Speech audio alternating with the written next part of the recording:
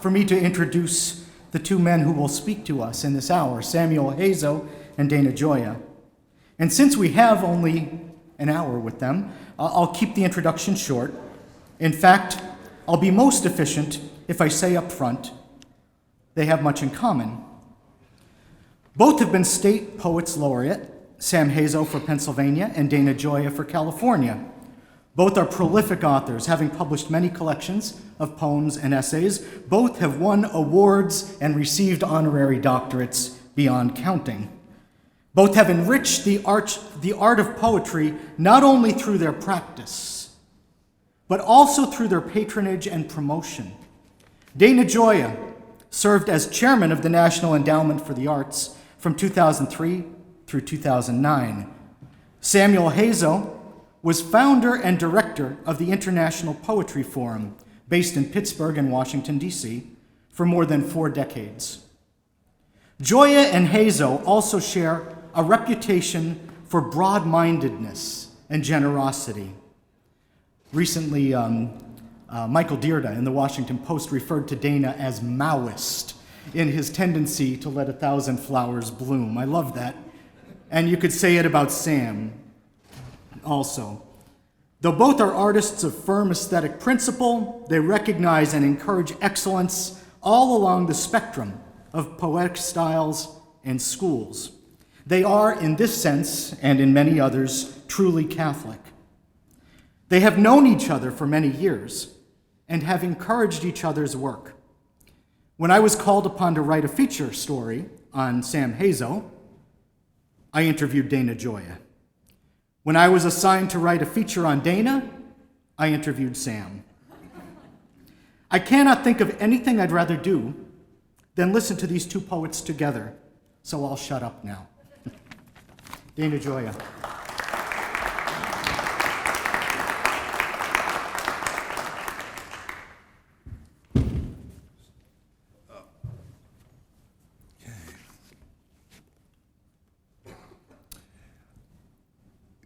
When critics and scholars talk about Catholic literature, they almost inevitably begin talking about novels and movies, because these are the great sociological forms, which portray the detail of daily existence.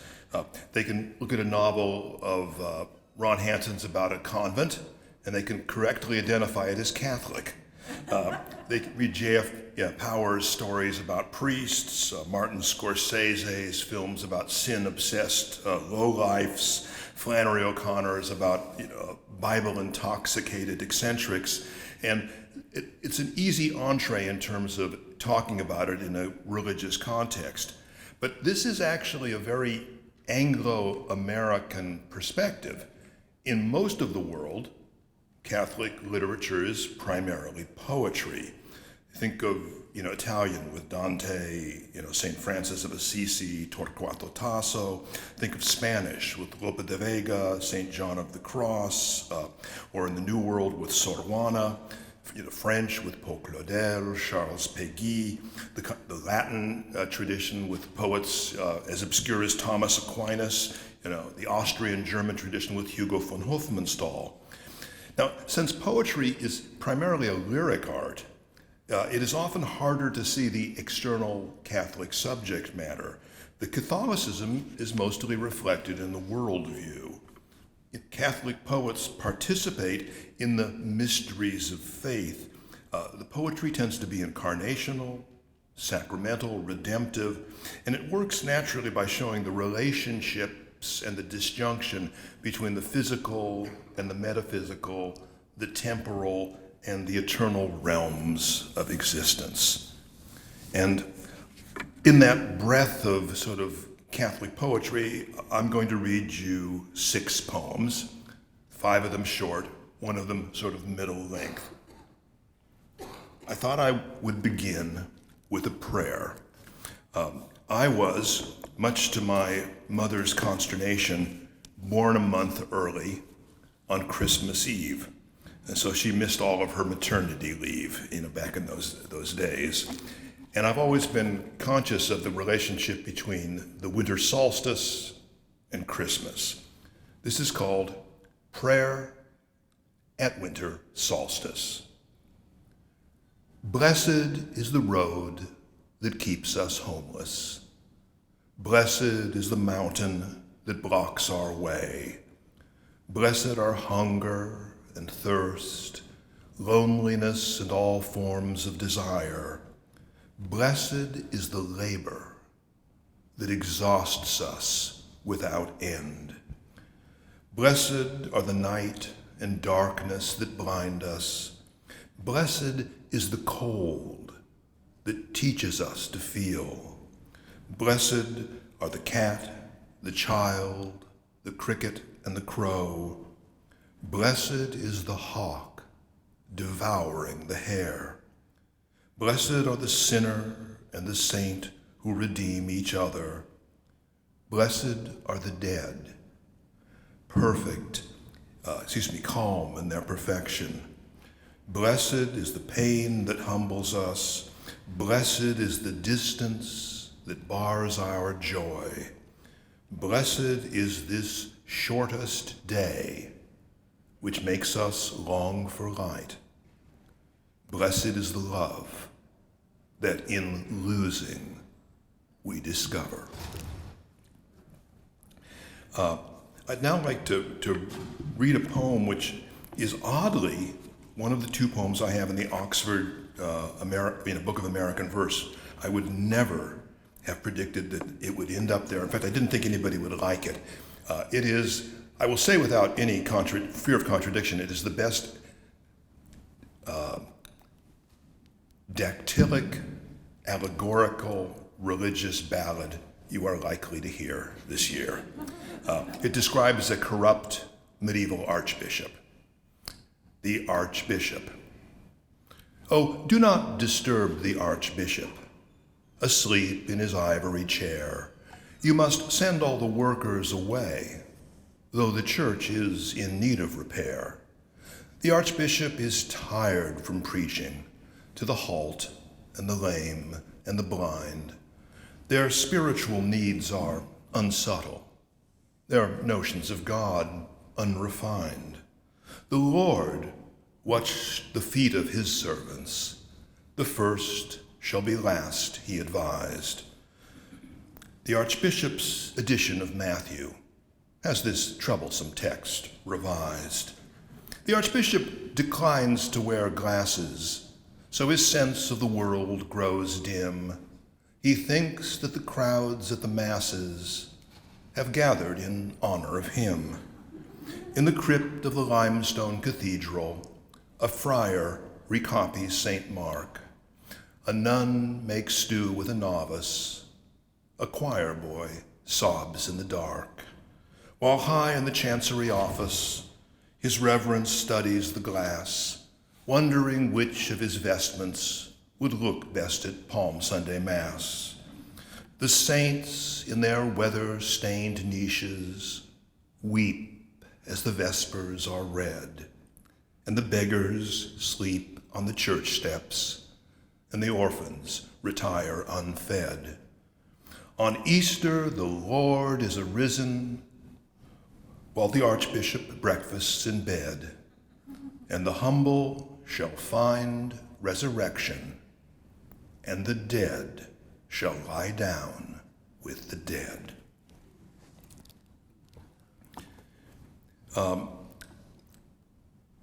I'm half Italian, half Mexican, and I grew up with something that is anybody in the Southwest knows, which are santos, which are images of saints that people have in their homes, and most of these were carved in wood by anonymous folk artists, and a lot of them have ended up now, 200 years later in museums as anonymous works of art. And this is a poem spoken by one of these santos, a statue of an angel, which has been damaged in the Mexican Revolution, which is, Richard Rodriguez reminded us yesterday, Catholicism was made illegal, and the churches were vandalized and all the religious images destroyed. This one has survived and is now in a museum, and it's speaking to the audience. And this is about, in some ways, how so much of the art we see was intended to be sacred, but it's been now put into museums where we look on it as an aesthetic object. The angel with the broken wing. I am the angel with the broken wing, the one large statue in this quiet room. The staff finds me too fierce, and so they shut faith's ardor in this air-conditioned tomb. The docents praise my elegant design above the chatter of the gallery. Perhaps I am a masterpiece of sorts, the perfect emblem of futility. Mendoza carved me for a country church. His name's forgotten now, except by me. I stood beside the gilded altar where the hopeless offered God their misery. I heard their women whispering at my feet, prayers for the lost, the dying, and the dead. Their candles stretched my shadow up the wall, and I became the hunger that they fed. I lost my left wing in the revolution. Even a saint can savor irony.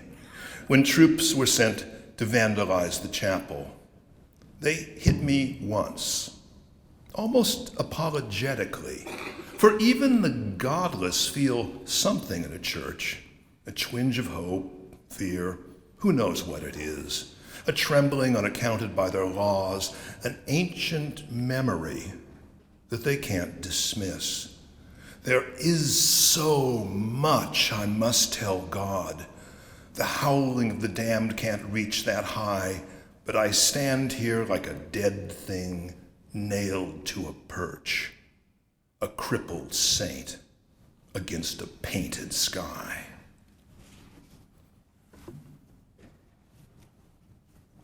Now I'm going to read a poem that's entirely true. It needs a tiny bit of a preface. When I was 11, I was visiting my Mexican grandfather, and he was a hard-drinking man who didn't really have much use for his grandkids, me in particular, who was bookish.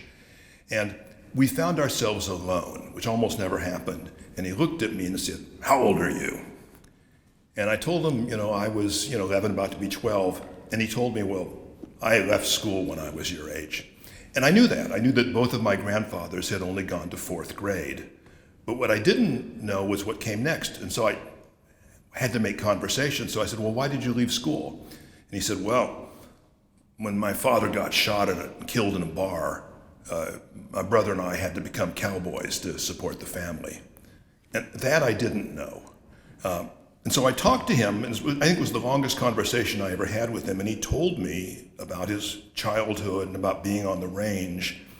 But I never knew if it was true, because my grandfather was a great bullshit artist. But years later, through a series of circumstances that I won't bore you with, I received a large box of documents and news clippings from turn-of-the-century Wyoming about my grandfather's life, murder, and the subsequent manhunt and search. And I knew I had to write a poem. And I wonder if a lot of us have this thing about, I wanted to write a poem that didn't exclude the people I came from. What was a poem that they would have understood? Because the people I came from had no education, but they all liked poetry. And eventually, it just occurred to me that it needed to be a ballad. So this is a ballad about my great-grandfather, the Ballad of Seuss Ortiz. Jake's family were vaqueros. They worked the cattle drives down from Montana to Market. They did what it took to survive. Jake's real name was Jesus, which the Anglos found hard to take. So after a couple of days, the cowboys called him Jake. When Jake was 12, his father brought him along to ride. Don't waste your youth in the pueblo. Earn by your father's side. The days were long and toilsome, but all the crew got fed. And it wasn't hard to sleep on the ground when you'd never had a bed. 3,000 head of cattle grazing the prairie grass, 3,000 head of cattle pushed through each mountain pass, 3,000 head of cattle fording the muddy streams, and then 3,000 phantoms bellowing in your dreams. At night, when the coyotes called, Jake would often weep, recalling how his mother would sing her children to sleep. But when he rose in the morning, the desert air was sweet. No sitting in a mission school with bare and dusty feet. And when the drive was over, he got his pay, and then he went back to the pueblo, where he was one of the men. 10 years on the open range, he lived the vaquero's life, far from his home in Sonora, no children and no wife. Then Jake headed north to Wyoming to earn his winter keep among the Basques and Anglos who raised and slaughtered sheep. He came to cold, lost cabin where the rattlesnake mountains rise over the empty foothills, under the rainless skies. The herders lived in dugouts or shacks of pine and tar. The town had 7 buildings. The biggest was the bar. John Oakey owned the town, the sheep king of Wyoming. He owned the herds, he owned the land, and every wild thing roaming. He hired Jake for his tavern. He let him sleep in the kitchen. Mexicans worked hard and didn't spend time bitching. Tending bar was easier than tending cattle drives. Jake poured the drinks while the men complained about their lives. Jake never asked them questions. He knew what he needed to know. Men working in Lost Cabin had nowhere else to go. Jake married a sheepherder's daughter, half Indian, half white.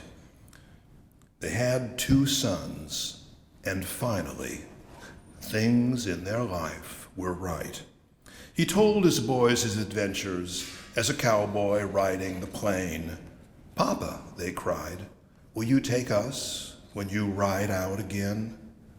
One night, he had an argument with a herder named Bill Howard, a deserter from the border war, a drunkard and a coward. "Bring over that bottle of whiskey. If you don't grab it, I will." Oakey said to cut you off until you pay your bill. Bill Howard slammed his fist down. "Is this some goddamn joke? Some piss-poor Mexican peon telling me I'm broke?" A little after midnight, Bill came back through the door. 3 times he shot his rifle, and Jake fell to the floor. Then Bill beheld his triumph as the smoke cleared from the air, a mirror blown into splinters, and blood splattered everywhere. A sudden brutal outburst no motive could explain.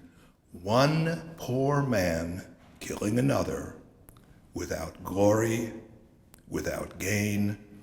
The tales of Western heroes show duels in the noonday sun, but darkness and deception is how most killing's done. Father Keller came from Lander to lay Jake in the ground. A posse searched the mountains until Bill Howard was found. There were 2 more graves in Wyoming when the clover bloomed in the spring. 2 strangers drifted into town and filled the openings, and 2 tall boys departed for the cattle drives that May, with hardly a word to their mother, who watched them right away. So, I think it's important to tell the stories of people who didn't have the chance to tell their stories. Now, 2 more poems. My wife and I lost our first son at 4 months from sudden infant death syndrome, and I've written about this, but this is a poem that sort of came much later. If you've ever lost a child, you know there's a kind of phantom life the child has. You'll see a kid and you'll say, a couple of years later, that's what my son would look like today. That's what he'd be doing today. And this is about that experience. I wrote it actually in Washington, D.C. on what would have been my son's 21st birthday. And so it's called Majority. Now you'd be 3, I said to myself, seeing a child born the same summer as you. Now you'd be 5, or 7, or 10. I watched you grow in foreign bodies, leaping into a pool, all laughter, or frowning over a keyboard, but mostly just standing, taller each time.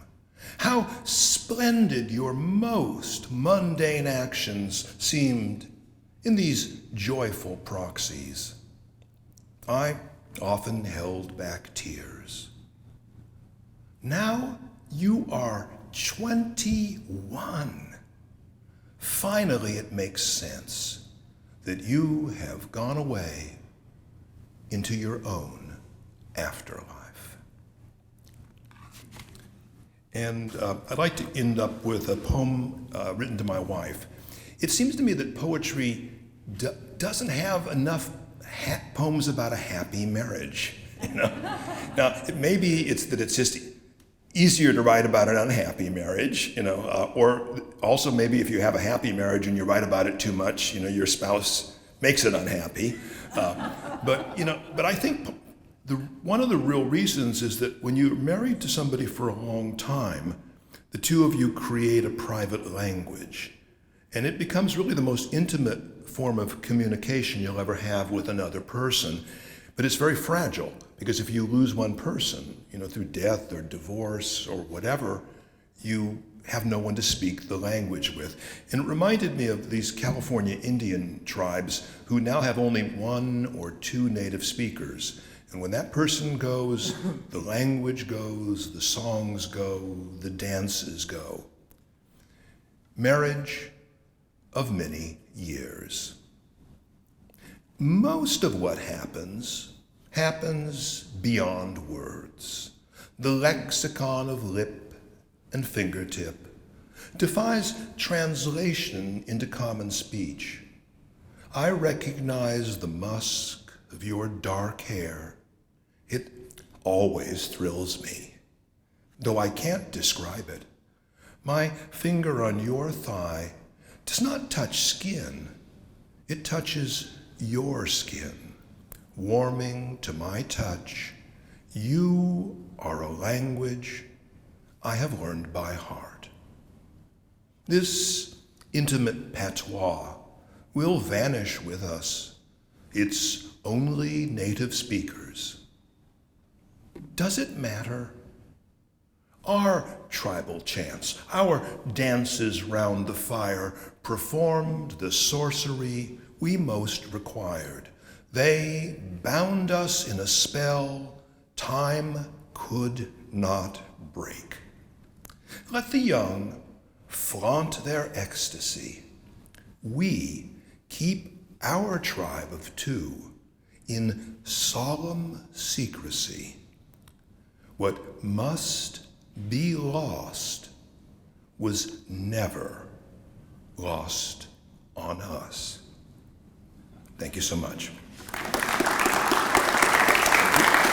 Each poem I surprise from hiding is a face I learned to draw by drawing it. Master plan? None. Strategy? None, except whatever wits I pit against myself to bring it off.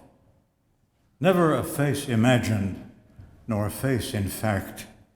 My making is its own solution. It tells me how it must become, and I obey or else. I see myself as some lost swimmer of the night who must discover where he goes by going, uncertain, dared, and curious. I stall my dive until the surface stills its saucered ditto of the moon, then plunge. Sleep's inland waves lock over me.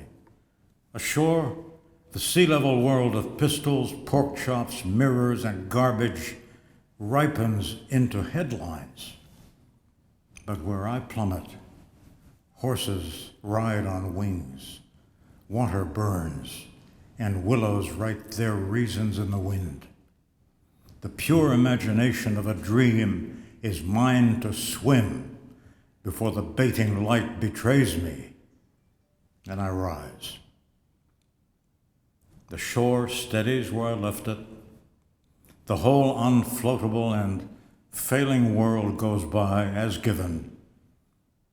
I swim from maybe to the merely real and make them one with words. I wonder how I did it. I wondered how I'll do it. And I've done it. I'd like to say it's a pleasure for me to appear with Dana. He's a man I've known for years, and he is the man who has the real poise of a public figure. I mean, whether it's in his profession or in the honorary positions that he's been given by the government, by the state, and by the nation, he always has a superb deportment and diction and demeanor. Exemplary man. Someone once told me that poetry is traveling without a ticket. This poem is called Florence by Proxy. I was prompted by a remark by Goethe. Goethe was never happy in Germany. The Germans were too industrious. He went to France, they were too cynical. He went to Switzerland, they were too sane. Finally, he went to Italy, and he said, at last, the human race. Well, I read a comment about a year after that, and I mentioned this to Mike Aquilina. I showed him the comment. He said to me, my son is going on his honeymoon to Positano, where this particular statement is engraved on a plaque. And he came back, his son came back with a picture of that plaque on which it says, Al giorno dell'ultimo giustizio, quando tutti andranno al paradiso, per gli amalfitani sarà un giorno come tutti gli altri, which means on the day of the last judgment, when everyone is going to paradise, for the people of Amalfi, it's just another day.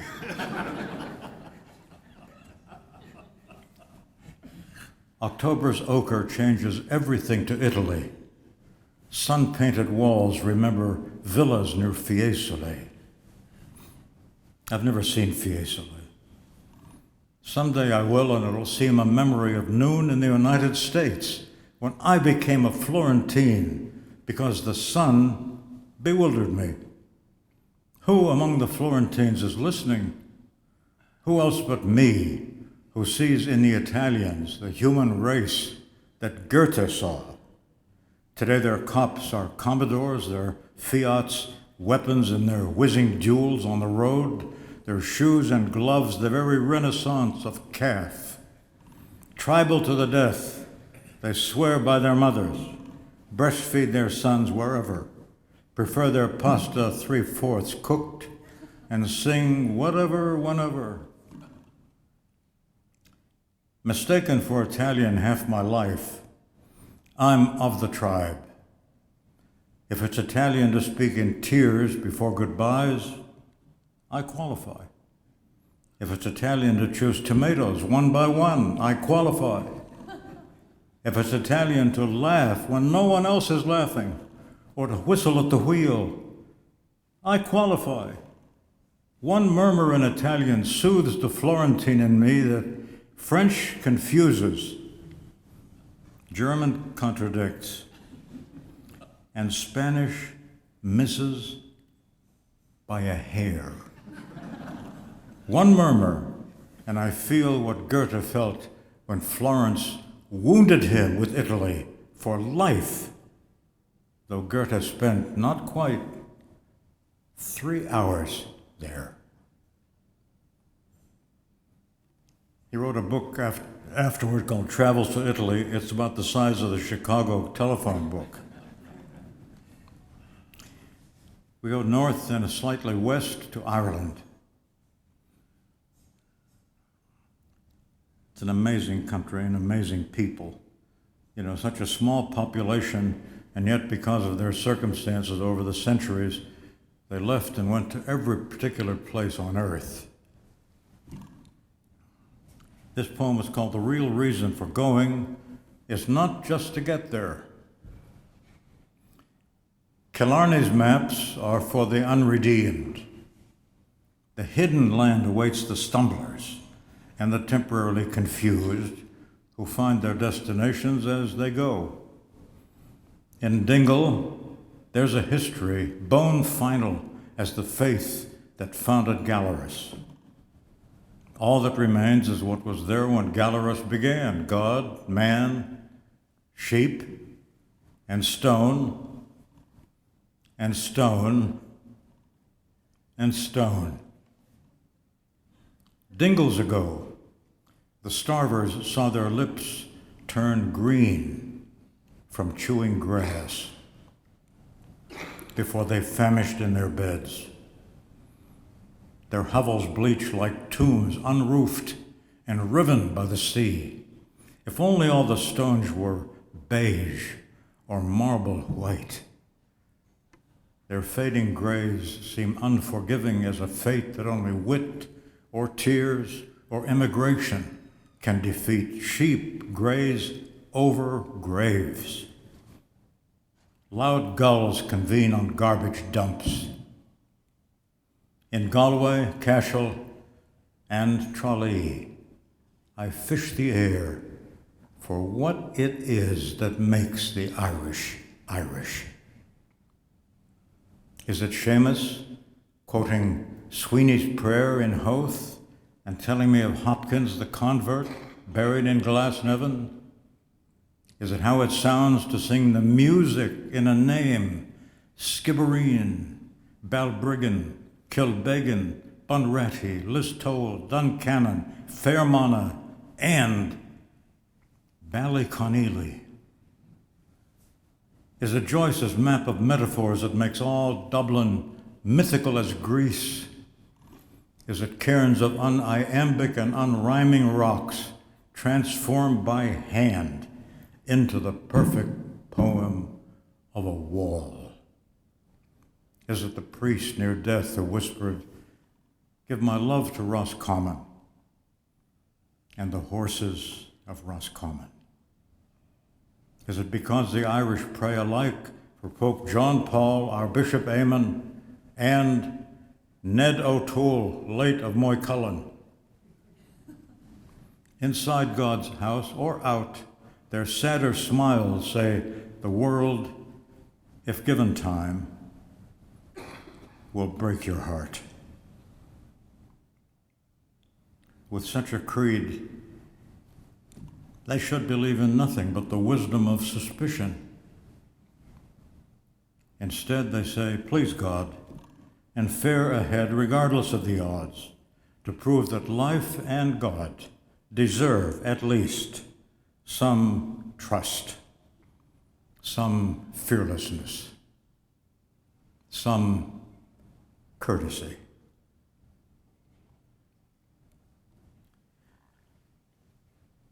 This is a poem about education, real education. I had a friend who was a vice president, an academic vice president. He made a great quote to me once. This was 30 years ago. College bulletins, he said, rank high in the romantic literature of our time. And he's correct, and it's gotten worse. Cafeteria education, online education, artificial intelligence, what about natural intelligence? I make too much of it, this matter of books and talk and silences. But every sun I stand less sure of what I ought to know and find my way to them to find my way. Wisdom's rabbit races just far enough ahead to keep the chase invitingly close, and all I really know is what occurs to me right here as right.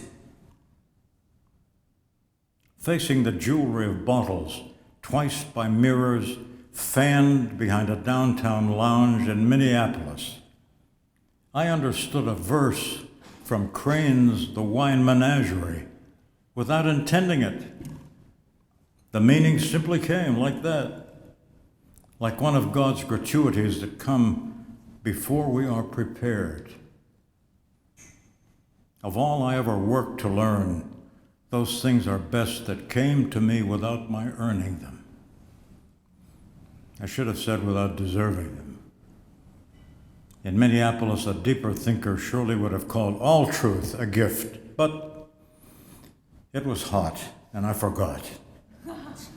Later, when students let me tell them what I knew, I saw that all we keep of truth is what we give away, that holocausts can sleep like revolutions in the smallest flints, that any river can reflect the sun.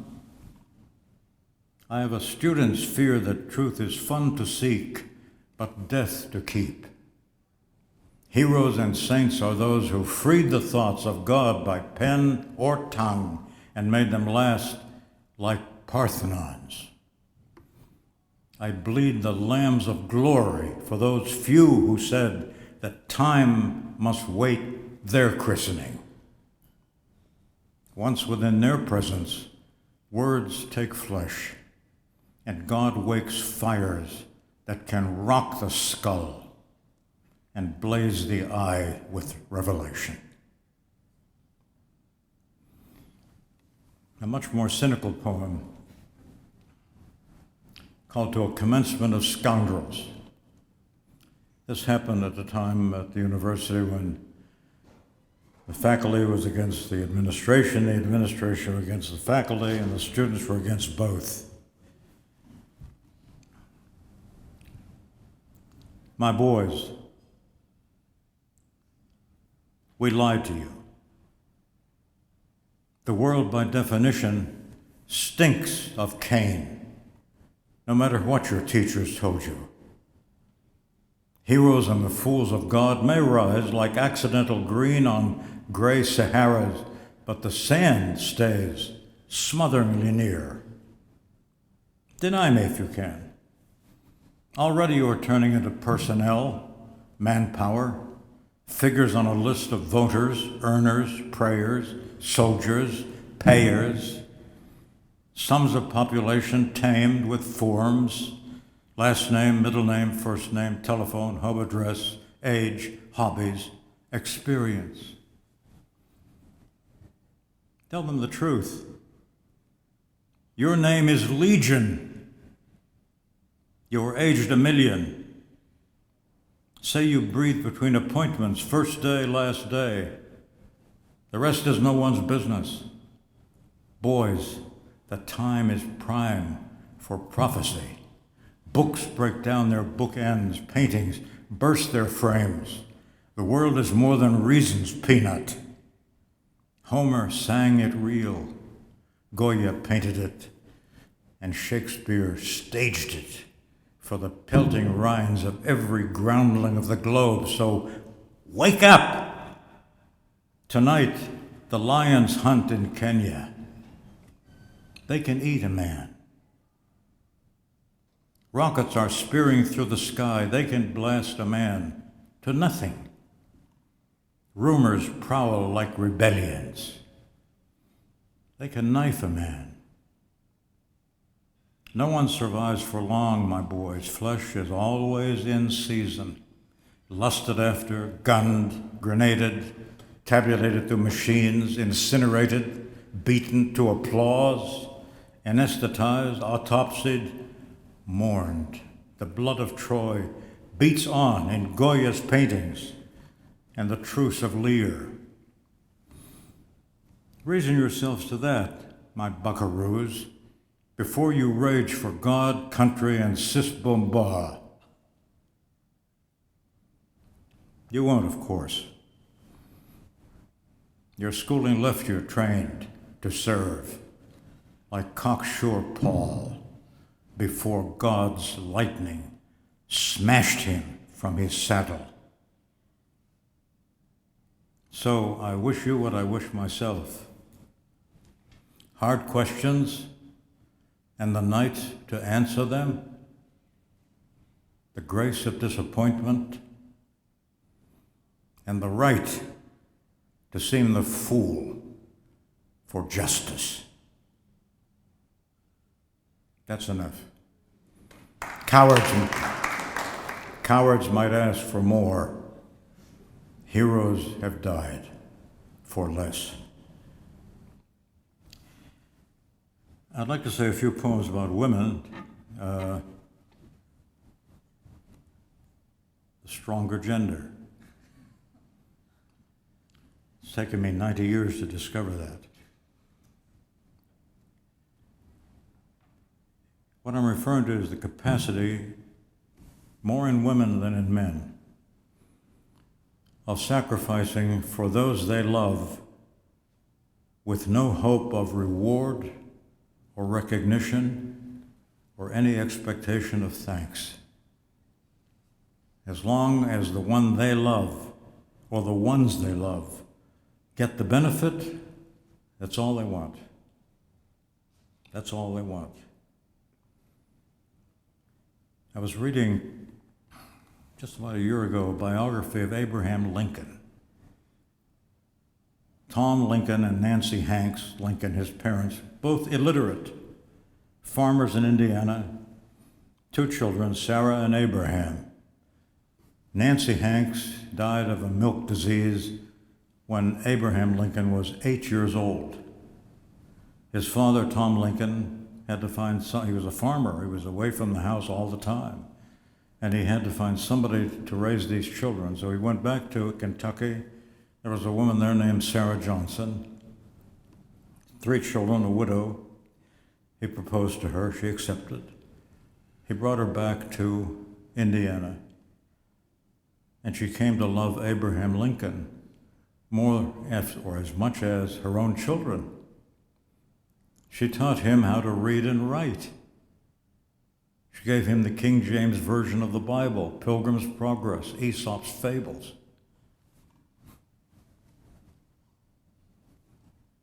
Lincoln could never have been elected to Congress if it hadn't been for Sarah Johnson. He could never have been the president. And if he weren't the president, this country wouldn't be this country now. All because of one woman. How many of you knew her name before I said it? Okay. And believe me, that would be the way she would want it. I mean, have you ever seen a genuine woman who loves to do something for some particular person, or as I said, could be for her family, and somebody, oh, you're a great mother, oh, stop it. If they accept praise, they're embarrassed. They didn't do it for praise. Love doesn't want any reward except itself. That's it. The bodies of women. Some say they just reflect the nightly love of the sea and the moon. But life and physiology have never rhymed.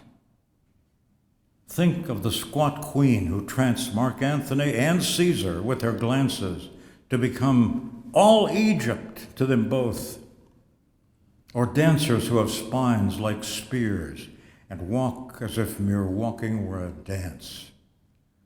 or nurses in their white, sure, soft shoes, nimble as prancers in motion, and just as self-possessed. Such poise and prowess is the stuff of mystery. And mystery it is. What else but mystery imbues a woman of stature to subdue a mob with nothing but a stance or a stare? Or tells why men or countrymen can languish with their goddess gone. Learning of Piaf's death, Cocteau decided not to live. For what? For a lifelong waif whose voice was France for half a century. And what of Kulthum, who stilled the Arab world each time she sang and drew 4 million to her funeral? And what of Marilyn Monroe, whose public grows and grows? Is this bewitchery? Or is it something that will never have a name? Or does it simply mean that women live within their bodies to the end and past the end? Not so for men, who seem to leave their bodies as they age, treating what was once an instrument as now a thing of no or little use. For those whose destination is themselves, what are such failings but a nuisance, not a destiny, compared to love or happiness or children? They appear at best as vanities. See for yourselves. The eyes of any woman say it takes more bravery to be and bear than to beget. Or finally, just be, with no defenses, no illusions, no regrets.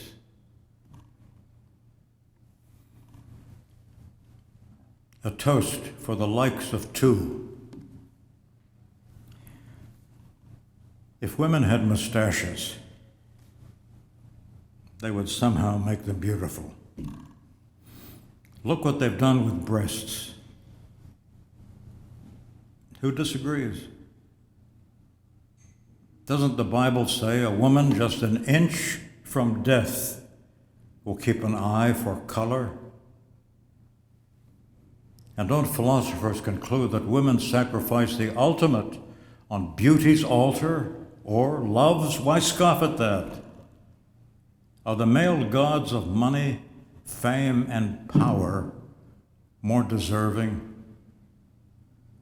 What's money but guilt?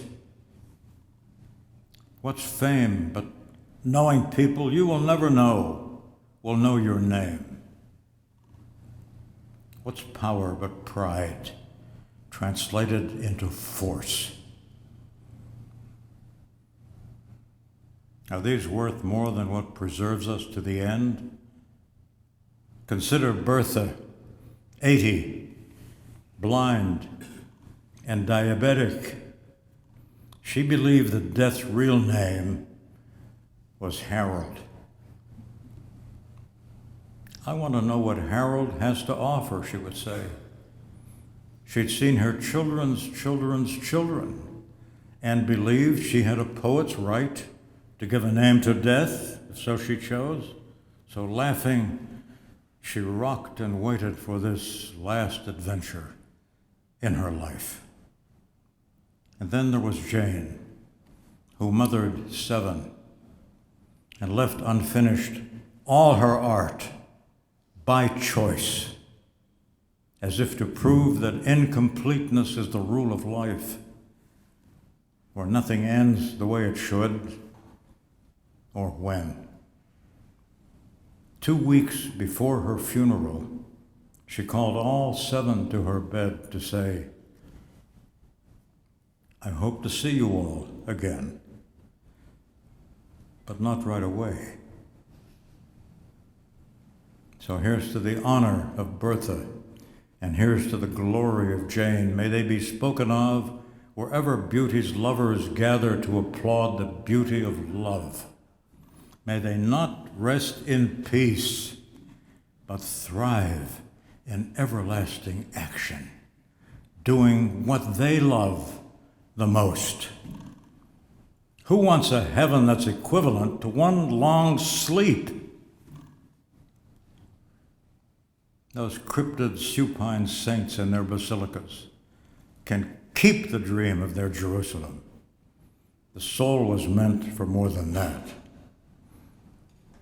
Pray for us, Saint Bertha. Pray for us, Saint Jane.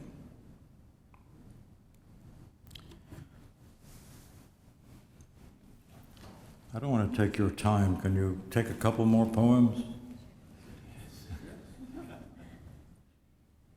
This is called Oneliners or Less. What made Elizabeth say, "I'm not attractive to men"? Or Patty claim, "My brother is so good, he's boring"? Or Dolores in her 80s say, "I want more birthdays, but I don't want to celebrate them"? Or Barbara, once divorced, say, "The world is run by couples"? Such frankness in some women makes the truth less fearsome if admitted when faced. And there's a lighter side as well. Watching his wife peruse the mail in her underwear, he said, "Suppose a strange man walked in here." Without pausing to look up, she said, "You are a strange man." After the party crasher insulted his French hostess by saying, "Your meal was fit for a pig," she smiled a Parisian smile and said, "So glad you felt at home." But La Monroe surpassed them all. Asked if she had something on when Joe DiMaggio proposed, she answered with grave seriousness, "The radio." The shorter the phrase, the keener the wit. The keener the wit, the surer the touch. The surer the touch, the purer the art that knows when one word more would be a word too much. Dana correctly said there's a dearth of conjugal poems. With your permission, I'd like to say two and then conclude with a final poem. Is that all right? All right. I have to give you a preface to this. The poem is called "The Less Said, the Truer." And the epigraph is an Arab proverb: "Love comes to a man through the eye, to a woman through the ear." Well, my wife and I knew a young girl. She was a junior at Wheaton College, and her father later became the Secretary of Education in the Reagan administration. A wonderful girl.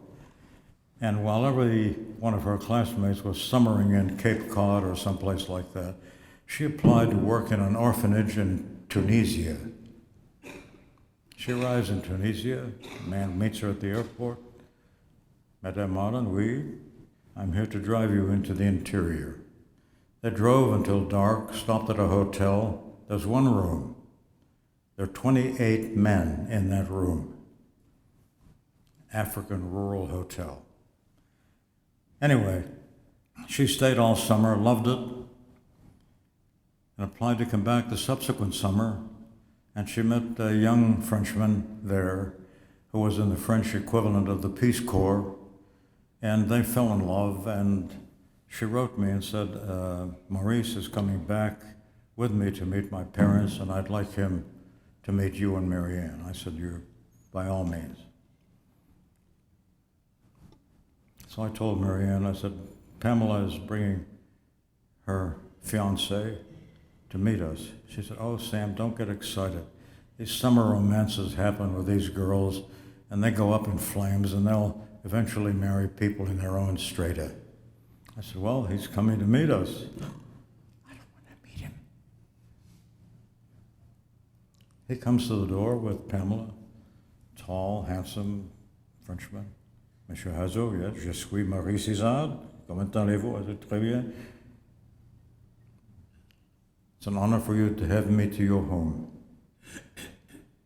So I went in, I said, "Marianne," she comes in, "Madame Hazo, how do you do? Pamela told me how much she loved you and Monsieur Hazo, and I thank you for having me in your home." She stood up and I asked her, "What'd you think?" "I'd marry him if I had to live in a sewer."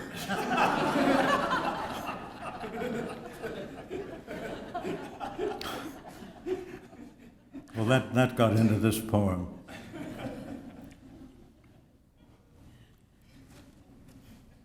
When Cyrano proclaimed his love for Roxanne, he stood in the shadows. Seated on her balcony, she never even saw the man, but loved what she heard. There's more to this than mere romance. All those who say that love is based on age, height, religion, status, worth, or race are talking mergers, not marriage.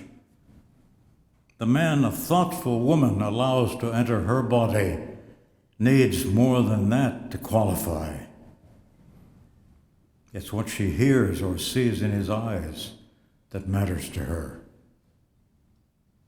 For lack of an alternative, call it the language of the heart. Bill's wife-to-be spoke only Japanese. He felt what she meant, and their 30 years together prove it. A half-foot taller than Faisal, Nuha left Syria to marry him because she liked the look in his eye.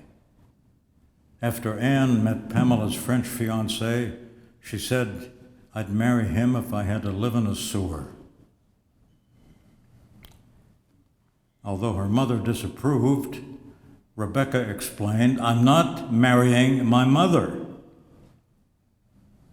20 happy anniversaries later, she pleaded with guests, "Please, be nice to my mother." What else but love explains why Trish mounted a Harley-Davidson with Mark, who steered it after midnight in the rain from Pittsburgh to Washington with just one stop. In order to prevail, love challenges risk. Deny that at your peril. This poem is called The Ballad of the Old Lovers. Your body slowed down, my dearest dear. Your body's slowed down, my dearest. It's aging, my dear, just aging, I fear. Each year I keep growing older. The birds in the trees may never freeze, but the blood as you age grows colder. Remember the times when we used to play and hug on the sheets of the bed there? You touch me here and touch me here, and then we would wrestle together. Instead, we lie now like the dead there and listen all night to the weather. Remember the money we managed to save and planned to enjoy in our 60s? Well, 60 has come and 60 has gone. And what have our savings returned us but travel in season without a good reason and tropical sunlight that burned us? Remember the friends we knew when we and our friends were younger. Where have they gone? And why don't they write? And why have the decades divided all those not alive from those who survive, no matter how well they're provided. But why blame our fears on the innocent years? They're gone and beyond reliving. Since death's quite efficient, at times insufficient, is it asking too much? Is it asking too much to give us a chance to live till the end of the day and enjoy what the day can still give us? So give me a kiss, my dearest of dears, and sleep by my side forever. Let the years come and let the years go. We treasure what nothing can sever. In touch or apart is the same to the heart. Until death parts us not, we're together. And a final poem, a very simple epigraph.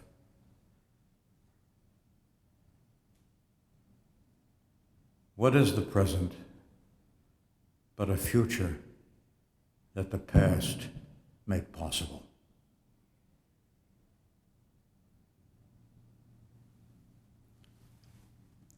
We've come to the point of decision, and the hands of the clock say, be careful. We've learned from the past that our choices are one or the other or neither, and the hands of the clock say, be careful. We've readied ourselves for the challenge of weighing the odds and the chances of what will result from our choices, and the hands of the clock say, be hopeful. We're not what we were when we started, and the hands of the clock say, it's over. Our yesterdays lengthen like shadows that fade when we no longer cast them, and the hands of the clock say, it's over. Despite what it brings to surprise us, we treasure each day in its passing, though we know that we pass as it passes, and the hands of the clock say, discover. We sit on the porch every evening, and the hands of the clock say, be watchful. We study the leaves in their turning from green to vermilion to purple, and the hands of the clock say, be watchful. While we stare at the sky in its vastness and name every star in the distance, we dwindle to scale in the balance, and the hands of the clock say, be grateful. The dead come to life in our dreaming, and the hands of the clock say, remember. The words of a prophet keep haunting the ones who ignored him when living, and the hands of the clock say, remember. The world that we think is around us is neither before nor behind us, but always within us. Within us. And the hands of the clock say, forever. Thank you.